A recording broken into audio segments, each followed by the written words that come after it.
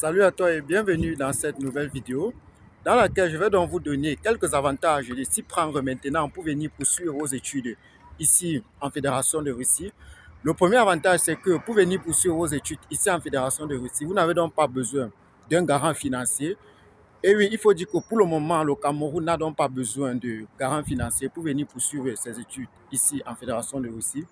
Bon, tout Camerounais.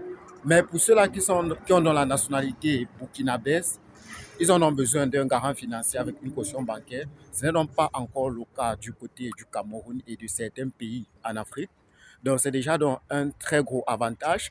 Le deuxième avantage, c'est au niveau du justificatif des années blanches. Il faut dire que ici en Russie, vous n'avez donc pas besoin de justifier vos années blanches que vous avez donc eu à faire en Afrique après l'obtention de votre diplôme, que ce soit dans le baccalauréat ou la licence. C'est donc aussi un très grand avantage. Le troisième avantage, c'est au niveau des preuves de logement.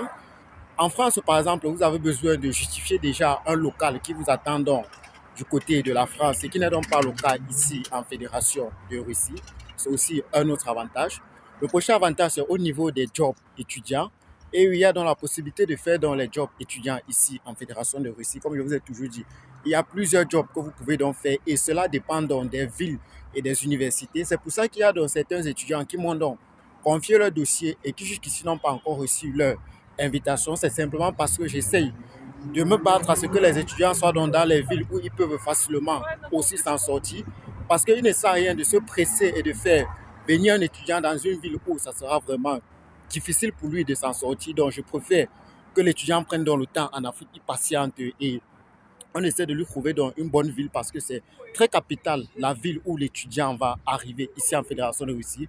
Rassurez-vous, il y aura donc des étudiants qui vont donc se plaindre de la Russie et d'autres qui ne vont non pas se plaindre. Ceux qui se plaignent, c'est au niveau du choix de la ville qui est donc très capital. Donc, je voulais donc partager avec toi dans cette vidéo quelques avantages que tu auras donc à venir poursuivre tes études ici en Fédération de Russie en 2025. C'était donc David Tanque pour le compte de CGT Travel.